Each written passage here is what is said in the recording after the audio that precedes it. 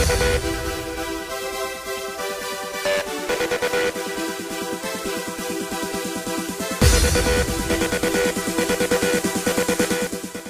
everyone, here I am, Lord of Shadows, and welcome to new Star Wars Rebels Season 2 episode The Call Review.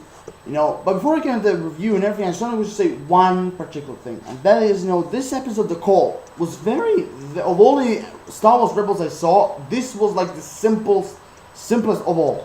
Of all the episodes he did, this one was very, very, very simple. Because like the entire plot of this episode was like the Rebels, or should I say the Ghost Crew, had this fuel problem. They followed the Purgle to a refinery or into like some kind of a moonlight planet, where all these, I think, scavengers were there, like having all this crate of fuel. They appears like they stole from the Empire, and of course they tried to steal from them, so they can like take care of not only for themselves but for the other rebellion, of course. And of course, thanks to Ezra and the Purgle, they escaped. Victory is there. They have the fuel, and went to hyperspace. I mean, that is the entire plot in a short version of this episode. Very, very short, because like I said, this episode was overall, simple. And also the one thing I also wish to add is this is actually the first episode where the Empire doesn't appear or having a role in this episode, in short terms. The one thing also, when I saw this episode, I also want to remember that Yushin's design, I think, is based on a rough sketch for bounty hunter Ralph McQuarrie, illustrated for the Empire Strikes Back, I think. I think it was Empire Strikes Back. That's really kind of interesting, to see that. And also the one thing in this episode that we find out is that the lack of air tanks of the Ghost Crew makes suggest like that the asteroid has breathable atmosphere, but then of course the closure 36 needs to be filtered out. Which actually, Hidalgo also confirmed that this is the Rebels' raccoon for the next episode, which actually is Homecoming. He also clarified that when Kanan and Ezra are last seen on top of the ship, they aren't actually in open space yet, but still in in the diffused upper atmosphere. Explain why they aren't wearing this full sealed spacesuits, if that's what you're wondering. The one thing also, the one thing I really found interesting in this episode is Kanan's modified stormtrooper helmet, because we all remember from the first episode when he dressed up as a stormtrooper, he still had the helmet, and of course in this episode we have the explanation that he gives Sabine the helmet so that she can look at it, and of course what the hell she did? Another graffiti art, transforming this stormtrooper helmet into a stylized love cat face on it. No, that was wrong. She painted a stylized love cat face on it on the helmet. Actually, I have to say, it looks pretty cool. Much more cool. Much more on the same level like Ezra's helmet and Sabine's helmet. So I really appreciate, even if I wasn't there, I really appreciate what Sabine did. Even if Ken was a little bit angry. Also, like I said, the Purgle.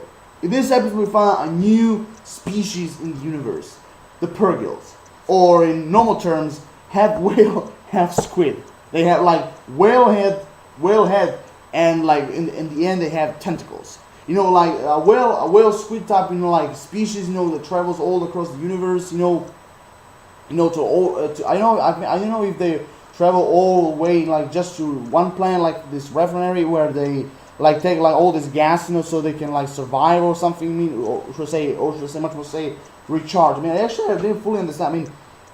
I understand they fly all across the galaxies. So I don't know if there are other planets who have this gas type, fuel for them. I know. But the one thing really surprised me at the end of the episode was when they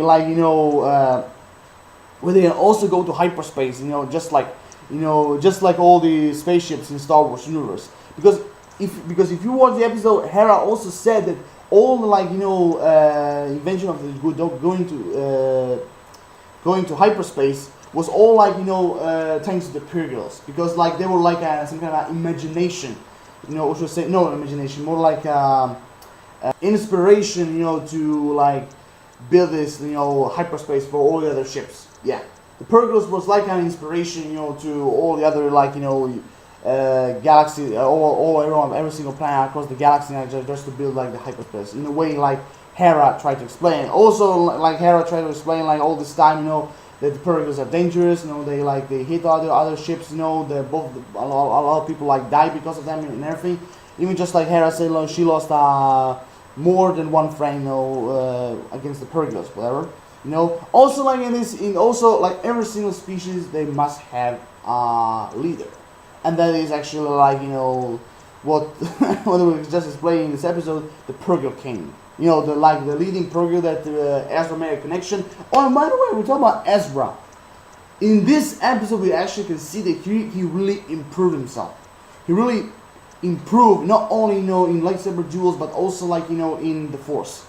Because actually the one that really found epic in this episode was like the connection, from the beginning to the end, when Ezra tries to make a connection with the Purgle, and then at the end when they saved him, when he was on their back or on top of them, when he fell down to the gas pit, and they actually saved him, and there's where they make this official connection, with thanks to the Force. Ezra with the Purgle, which actually for me was really, amazingly done, and everything. I mean, was really, really great. Even if Kanan was really surprised, that Ezra made such a deep connection, with them, But actually, that is the proof that Ezra is getting stronger, and stronger. Which actually I really find fascinating, and I can't wait. I can't wait for the rest of the episode. I really can't wait.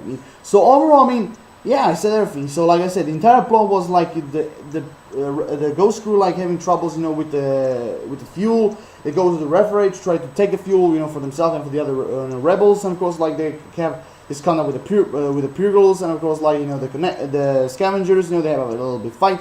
Ezra made a connection with the Purgle, and then of course in the end they run away with the fuel.